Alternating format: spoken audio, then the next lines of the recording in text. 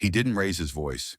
He just stepped back into the bar that threw him out and made every person inside question what kind of American they really were. And in that moment, silence hit harder than any shout ever could. Hi everyone, today we're diving into a story that unfolds in the heart of southern Missouri. A quiet roadside bar, a man with a history most of us couldn't imagine, and a moment that would ripple far beyond four faded walls.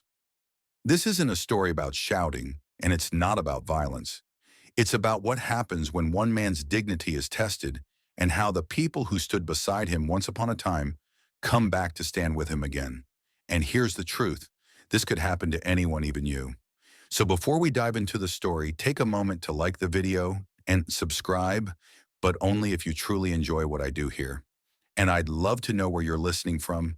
Drop your city and the time of day down in the comments. Now let me take you to a town where people still nod to each other in traffic, where local gossip travels faster than any internet post, and where on a Wednesday afternoon, a 72-year-old man just wanted a cold drink in peace. Thomas Redding, most folks called him Tom, didn't move the way he used to. The years had settled into his knees and spine, like weights he'd just learned to carry. But his posture, still proud, still straight. Not stiff like arrogance, just practiced like a man who remembered discipline even when no one was watching. He wore a simple plaid shirt tucked into jeans, worn thin at the knees, and a black Navy SEAL cap, clean but faded, resting quietly in his hands as he opened the door to the copper tap. The copper tap wasn't glamorous, not even close. A squat little place off Route 19, sandwiched between a Tractor Supply and a shuttered bait shop. Its neon sign buzzed when it felt like working, and the front step creaked in a way that made locals smile and outsiders flinch. But inside it was clean enough, warm, and smelled like fried catfish and wood polish. Tom hadn't been in before. He'd only been in town for a few weeks, staying with his daughter Natalie while recovering from a minor hernia surgery. She'd insisted he stay the full 6 weeks. "You earned rest, Daddy," she'd said, patting his hand like she did when she was 7, and he hadn't argued. Truth be told, he liked her little house, the sound of cicadas outside the porch, and the way her boy Sammy followed him around, asking questions about submarines and knives. But that afternoon, with Natalie at work and the house too quiet, Tom decided he'd like a beer. Just one. Maybe two if the game was good. He passed 2 gas stations and 1 chain restaurant before spotting the copper tap. It looked small, calm, exactly what he wanted. Inside, there were 6 patrons. 3 older men in John Deere hats sat by the window nursing bottles of Bud Light. 2 women sat at the bar chatting low, their backs straight like they were used to bad backs. A teenager in boots too big for his legs worked the pool table with focus. Nobody looked up when Tom stepped in. Not at first. He made his way to the bar, moving with that slow, deliberate care that comes when pain becomes part of walking. He placed his cap gently on the counter, nodded politely at the bartender, and said with the ease of someone who wasn't in a rush, "I'll take a Budweiser if you got it." The man behind the bar didn't smile, didn't answer, just stared. Thick through the shoulders, mid-50s, with a jaw that looked carved from hard years and hard opinions. This was Dale Mercer, owner of the Copper Tap, and a man who'd run the place since his father passed nearly a decade ago. Known for being blunt, stubborn, and the kind of man who measured respect in eye contact and family names. Dale looked Tom up and down like he was reading an unwelcome newspaper headline. Then, low but sharp enough for nearby ears, he muttered, "We don't serve your kind here." The air changed. A bottle stopped mid-pour somewhere behind the bar. The pool cue paused just above the green felt. One of the women at the bar turned her head, just slightly, eyes widening in quiet disbelief. Tom didn't move right away. Maybe he thought he'd misheard. Maybe he hoped he did. He looked Dale straight in the eyes and asked, "Say again." Dale didn't flinch. Just said it louder. "I don't care who you were or what badge is on that cap. We don't need trouble here. Best you keep moving." It was the word that did it. Tom's lips pressed into a thin line. He stood slowly, his hand resting on the bar, not for threat, but for balance. He took a breath, not deep, not dramatic, just steady. "I've spilled blood for this country," he said quietly, "more than once. And it damn sure wasn't so people like you could treat folks like trash." He picked up his cap, turned without another word, and walked toward the door. The hinges squealed. The screen slapped behind him. No one followed. No one said a word. Outside, he paused by his old Silverado. The truck had seen better days, but it still started on the first try. He didn't sit right away, just stood by the driver's side, one hand on the roof, breathing deep. He'd faced ambushes. He'd faced loss. But this stung different. Back inside, Dale wiped the bar like he had something to prove. One of the women at the counter whispered, "Was that who I think it was?" A man near the window said softly, "That's Redding, Navy SEAL. Heard he lived with his daughter up near the old fire tower." No one challenged Dale, but no one cheered him either. A few miles away, Natalie was finishing her shift at the small-town health clinic when a text came through from a nurse's cousin who worked at a nearby hardware store. "Something happened with your dad at the tap. You should talk to him." She called him before she even took off her scrubs. He didn't pick up. Not unusual, but her gut didn't settle. Tom wasn't angry. He didn't yell. He didn't plan to tell Natalie either. But Bard's Ridge was small and words didn't stay put for long. And that's how the match was struck. By the time Natalie pulled into the driveway that evening, the sun was low and golden across the hills, casting long shadows on her gravel path. She spotted her father out back sitting on a folding chair beside the small fire pit with her old beagle Daisy snoozing by his boot. He didn't look upset, just tired in that deep, soul-worn way that doesn't come from lifting boxes, but from carrying memories. She didn't ask about the bar at first, just handed him a soda and sat beside him. It wasn't until the fire crackled a bit louder and Daisy gave a lazy stretch that she finally spoke. "Dad," she said gently, "what happened today at the copper tap?" He didn't turn to her, just took a slow sip and said, "Not much. Just a man reminding me I'm not welcome." Natalie's jaw tightened. She'd heard whispers from two patients and an EMT before she'd even gotten off the clock. "Was it about the cap?" she asked. Tom nodded once. She didn't say anything for a moment. Then she went inside and returned with her phone.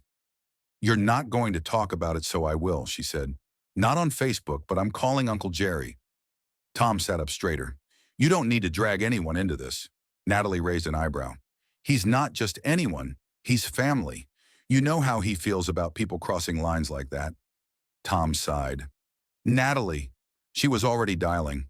Gerald Jerry Vance hadn't spoken to Tom in a few weeks. They didn't need to. The kind of bond they shared didn't demand small talk.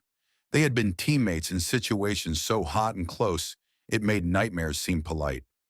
Jerry answered on the third ring. "Natalie, what's going on?" His voice was gravel and wind. "I need you to talk to my dad. Something happened today. It didn't take much explaining." She barely made it through the first sentence before Jerry interrupted. "Put him on." Tom reluctantly took the phone. "It's not worth, don't even say it," Jerry growled. "I heard already. Call came through 5 minutes ago from the Stokes boy. Words moving." Tom sighed again. "Just a bar, Jerry." "No, it's not.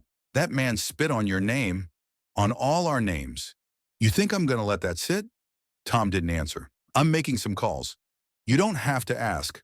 I'll handle it," Jerry said before hanging up. And just like that, the echo began. The first call Jerry made was to Frank Digger Dalton in Des Moines. Digger had once stitched up a leg wound in a moving truck with a belt, a zip tie, and fishing line. Now he ran a welding supply business and still got up before 5 a.m. every day. When he heard what happened, he paused a beat, then said, "I'll pack tonight. Tell me where." Next came Marcus Boone in eastern Kentucky. Boone had survived 2 helicopter crashes and a divorce that nearly took his land. He said simply, "Time and place, Jerry." From there, it spiraled outward like a net being cast across the South. Ray Gutierrez in Georgia, who taught defensive driving courses and volunteered with local law enforcement. Curtis Mack in Tyler, Texas, now a grandfather of 4, with a limp and a Doberman named Rusty. Calvin Sharp in Springfield. Each one received the same message Tom Redding was told he didn't belong. "We ride tomorrow." They didn't ask for details. They didn't ask for backup. They just said yes. While they packed, Bard's Ridge started whispering. The waitress at the Copper Tap, Becky, only 21 and new in town, called her father in St. Louis. "I felt sick," she told him. He looked like somebody's hero. The man by the pool table, Jake Riley, told his brother at the auto shop. That man had the calm of someone who'd seen hell and walked out of it. And we let him walk out again. Dale Mercer, meanwhile, went on pretending like nothing happened. The next morning, he unlocked the bar at 10 hours sharp and found it unusually empty. No Marvin in the kitchen. No Sam stocking the cooler. Becky didn't show up. The bar smelled the same, like sweat fryer oil and whatever whiskey was still in the spill tray, but it felt different. Stale. Off.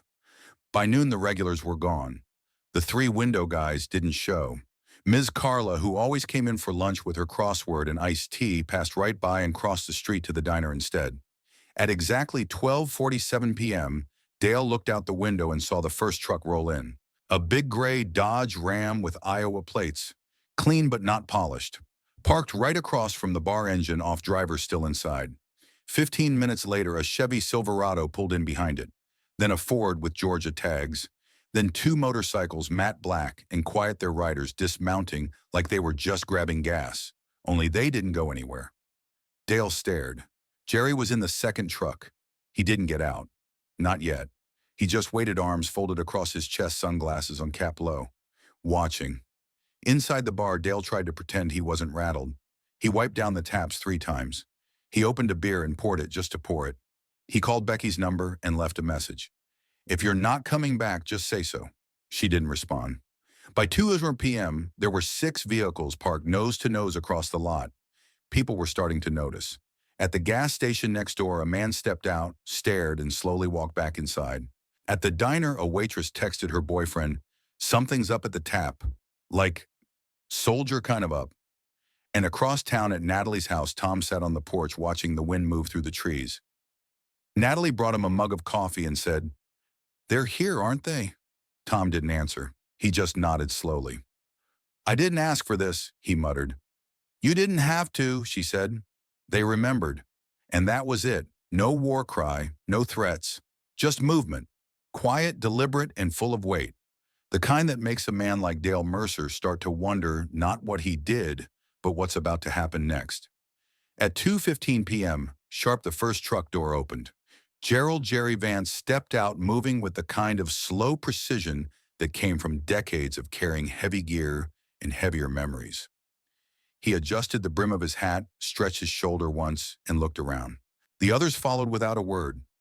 Frank, Boone, Ray, Calvin, and Marcus, each of them stepping onto the cracked pavement like they were walking into a place they'd been summoned to not visiting. They didn't huddle, didn't discuss, just stood there a moment, taking in the quiet hum of Bard's Ridge, the low buzz of cicadas, the creak of the copper tap's front sign swaying in the breeze. Inside the bar, Dale had noticed the doors opening. His stomach turned in a slow, hard knot. He'd seen men like that before, in movies and news clips, but never lined up across from his place. Never like this. Becky's replacement, some temp Dale had pulled in from his cousin's bar in Jefferson City, peeked out the back, saw the group forming, and muttered something about needing a smoke break. He didn't come back in. Jerry walked toward the entrance. His boots hit the gravel like quiet punctuation. Behind him, the others didn't follow right away. They knew how this worked. One goes first and the rest fill in, not for drama, but for rhythm. They were old now, sure. Some had limps, a few had hearing aids, but the way they moved, still precise, still together. The bell above the copper tap door jingled soft, almost innocent, and the bar fell into a silence thick as river fog. Dale looked up. Jerry didn't blink. He walked to the bar and sat down on the second stool from the left. His hands rested on the counter. A pause. Then clearly, slowly, 10 Budweisers. Cold. Dale stared at him, frozen. The door jingled again. Boone entered. Then Ray. Frank. Calvin. One after another, each man walked in and took a stool. No chaos. No swagger. Just calm presence. In under 2 minutes, every other bar stool was filled. The kind of symmetry that isn't planned, just earned. Dale's throat was dry.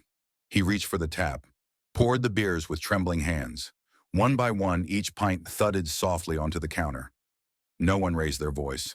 No one said anything until Boone took a long sip, set the glass down, and said loud enough for the entire room to hear, "Funny. Didn't know this place served our kind anymore." The line dropped like a stone in still water. Dale stiffened. His jaw clenched, but he didn't answer. A man near the back who had come in for an early dinner stood up quietly and slipped out the side door. The bartender in training pretended to polish a glass he'd already cleaned twice. Ray leaned against the bar, arms crossed. You remember who Tom Redding is? He asked, not loud, but with enough edge to slice through the silence. Dale tried to laugh. Look, I don't want any trouble. Jerry sipped his beer and nodded. That's good. Neither do we. The tension in the room wasn't anger. It was the weight of something ancient, something earned. It wasn't just that these men had served. It was that they had bled, nearly died, and come back for each other over and over again. Dale didn't know what to do. He opened his mouth and closed it again. His eyes darted to the window. Across the street, more trucks were pulling up. Not loud, not revving, just arriving. Two more parked nose to nose, followed by a motorcycle with a flag decal faded on its rear fender. Inside the copper tap, the men drank. Slowly, calmly. Their presence alone filled every corner of the bar. They didn't look around, didn't gloat, but they didn't flinch either. At 2:42 p.m., the door opened one more time, and this time Dale's breath caught in his throat. Tom Redding stepped inside. No music played. The TV behind the bar was on mute, frozen on a paused baseball game. Nobody moved. Tom wore a clean button-up shirt. His jeans had creases ironed in, and his seal cap back on his head brim dipped slightly like always. He didn't glance at the stools. Didn't need to. He knew exactly who was sitting there by the posture. The air in the room, the silent rhythm of men who had carried each other across deserts through firefights and back into life. Tom didn't rush. He moved slow, not for show, but because his knees required it now. He walked to the edge of the bar and stopped behind Jerry. "You didn't need to do this," he said softly. Jerry looked up. "We know." Tom glanced around the bar. Boone raised his glass. Ray nodded. Frank gave a little smirk and sipped his beer. Nobody else spoke. Nobody else needed to. Then Tom looked straight at Dale. No rage, no raised voice, just a look that reached deeper than sound. "You remember me now?" he asked. Dale's mouth twitched. "You made a scene yesterday." Tom tilted his head. "No, you made a choice. I just walked away." Dale huffed. "I run this place. I decide who stays." Tom leaned lightly on the bar, not to threaten, just to ease the pressure off his right leg. "Ever serve?" he asked quietly. Dale blinked. "Don't need to wear a uniform to be a man." Tom nodded slowly. "Fair. But you damn well ought to know how to respect one." The silence that followed wasn't uncomfortable. It was earned. It wrapped around the room like something old and sacred. Ray broke it with a line that felt like truth etched into stone. "You looked at that man and saw skin. We looked at him and saw blood spilled for us." Boone added, "He pulled me out of a river in Mosul, shot in the leg, barely conscious. I'm only alive because of him." "And you think you get to decide where he sits?" Jerry finished his beer and set the glass down. "We didn't come here for trouble, Dale. We came to sit and make sure people remember who deserves that right." Tom didn't say another word. He just looked at Dale one last time, calm, steady, immovable, and turned to leave. As he stepped out, the others followed, one by one, like clockwork, like memory. Outside, the sky had shifted. A breeze moved through the street. Locals peered from store windows. A few stepped out to watch. One or two recorded quietly, unsure if this was protest or parade. But the men didn't pose, didn't wave. They just stood there around Tom, forming a circle, not of defense, but of presence. Tom stood in the middle, breathing deep. Jerry clapped him lightly on the shoulder. "We came to sit, brother.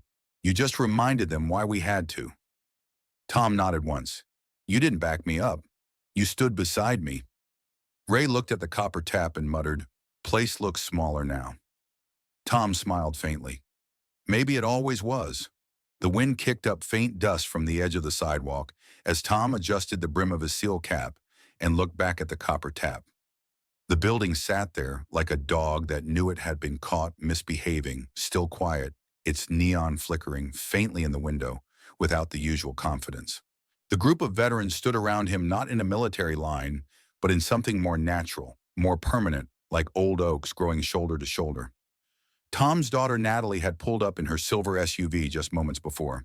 She parked crooked, flung the door open, and hurried toward her father, her eyes wide with worry and awe. She glanced at the men around him, recognizing some from photos, some only from the way her father had spoken of them across the years. "You all right?" she asked softly. Tom gave her a slight nod. "Yeah, I am." She stepped back, sensing the weight of the moment. Jerry tilted his chin toward the bar. "You sure you're done?" Tom looked back at the bar. "No, I'm not." He took a deep breath, stepped forward and opened the door again. Alone this time. The copper tap was nearly empty now. Only Dale remained behind the bar, wiping glasses that didn't need cleaning, trying to pretend he wasn't rattled. A few customers lingered in the booths, all quiet, all watching. When Tom entered, they sat straighter. He didn't sit. He stood in the middle of the room, no need for height, no need for volume, and said clearly, "I was born in 1951, joined the Navy at 18, became a SEAL at 23. I've served on 4 continents, lost friends I still see in dreams, and spent years believing that doing the right thing was enough." Dale froze mid-polish. "All I wanted yesterday was a beer, not a parade, not a handshake. Just a cold drink and a quiet place to remember some people who can't drink with me anymore." Tom let the silence linger stretch. It didn't feel uncomfortable. It felt deserved. "When you looked at me yesterday," he said, locking eyes with Dale, "you didn't see a man. You saw an excuse, a reason to push someone away. You didn't ask who I was. You assumed I didn't belong." Dale set the glass down a little too hard. Tom didn't flinch. "I didn't raise my voice. I didn't push back. Because I've been in fights that meant more. But just because I walked out doesn't mean you were right." He turned slowly to the others in the bar, the ones who had sat silently yesterday, the ones who had watched and said nothing. "Some of you were here. Some of you looked down, looked away. But today, some of you told someone. Some of you made a call. And that matters." A young man in the back shifted uncomfortably in his seat. One of the women from the bar looked down at her folded hands. Tom adjusted his cap again. "I don't care if you agree with me. I don't care if you like me. But you will remember what happened here. Because one day it might be you or your father or your neighbor who gets told they're not welcome, and you'll know what it feels like." He let that hang in the air, then nodded once like he was finished, and he walked out. Outside, the team was still waiting.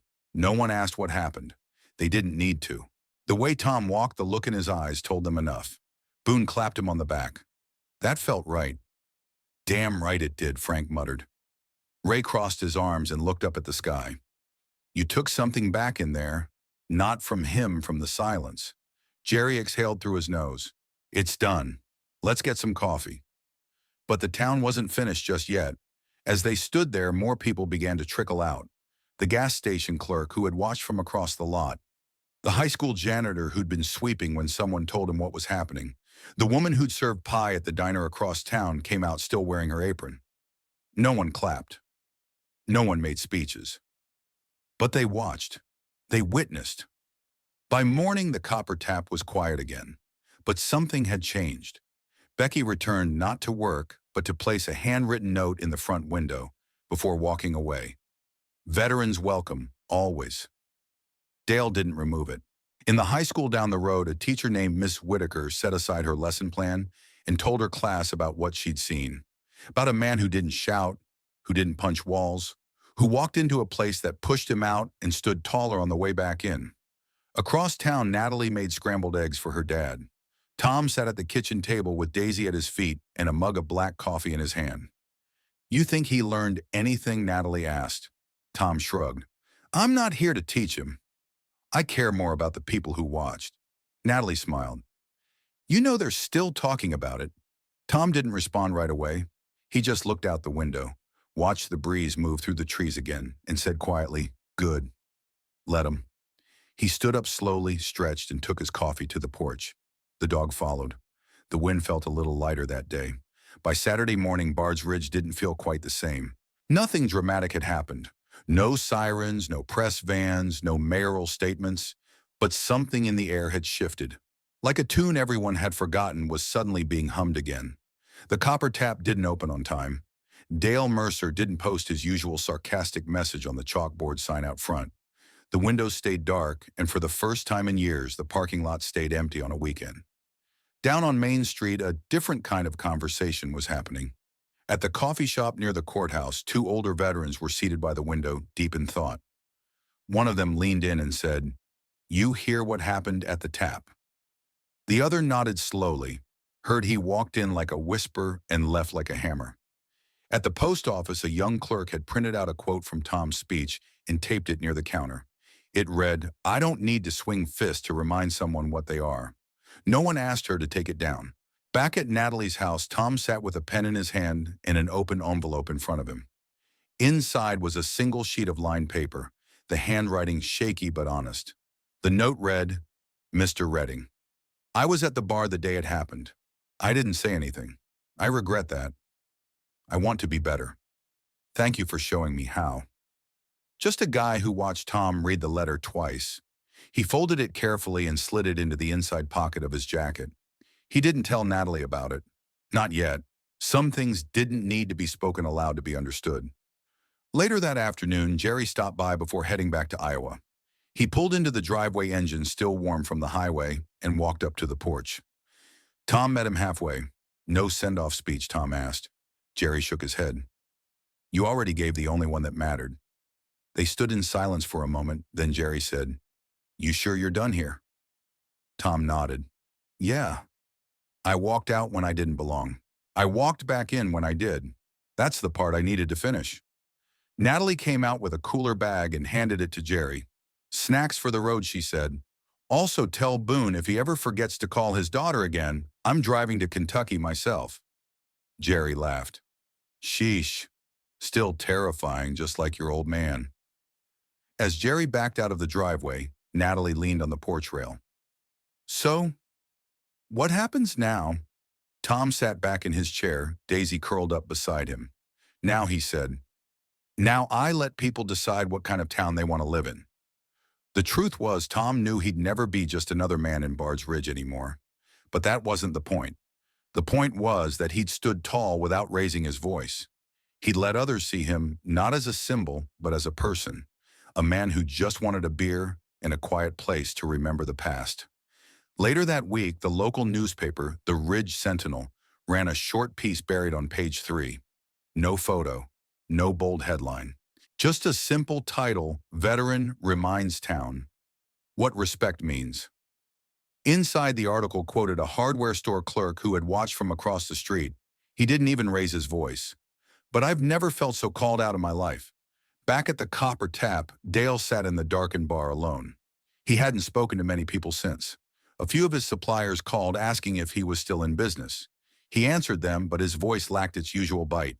His pride, so loud and constant, had gone quiet. He couldn't unhear the words, couldn't unsee the men who'd walked in, not to threaten but to remind. And perhaps that was the biggest shift of all. On the first Sunday morning after the incident, a small group of townsfolk gathered outside the tap. They didn't protest. They didn't yell. They just stood in the parking lot talking softly about how the world sometimes turns on moments so small, a capo look a sentence that should never have been said. Tom didn't attend. He didn't need to. His presence had already done what it came to do. Instead, he went fishing with Sammy down by the creek. They didn't catch much, but that wasn't the point. At one point, Sammy asked, "Did those guys come because they were mad?" Tom shook his head. "No, son. They came because they remembered." Remembered what? Tom smiled faintly. "What it means to show up when someone needs you. Not for a fight. Just to say, you're not alone." Sammy nodded like that made perfect sense. In his world, the good guys always came back. As the sun began to set over Bard's Ridge, the light poured through the trees in long, golden beams. The world was still imperfect, still complicated. But for a brief few days, one quiet town had remembered something it hadn't thought about in a long time. And it began with a man who walked in alone and left with his head held high. Stories like Tom Redding's don't always make the news. They don't trend. They don't flash across our phones in big red headlines. But they matter. They remind us of the strength that exists in silence, the dignity that walks without needing applause, and the kind of justice that doesn't come from rage but from presence. Every day somewhere across this country, someone is being looked over, dismissed, reduced to a label or a judgment that doesn't hold up to who they truly are. And too often we stay quiet. We assume someone else will say something. We tell ourselves it's not our fight, but the truth is respect isn't optional. It isn't earned once and then kept forever. It's something we renew through actions, through courage, and sometimes through a simple return to the very place that pushed us out. If you took anything from this story, let it be this. The way we stand matters. The way we show up for others, even years later, carries power. So whether you're someone who's served, someone who's watched, or someone who's stayed silent too long, let today be a reminder. You don't need a uniform to honor someone who wore one. You just need to care enough to stand beside them.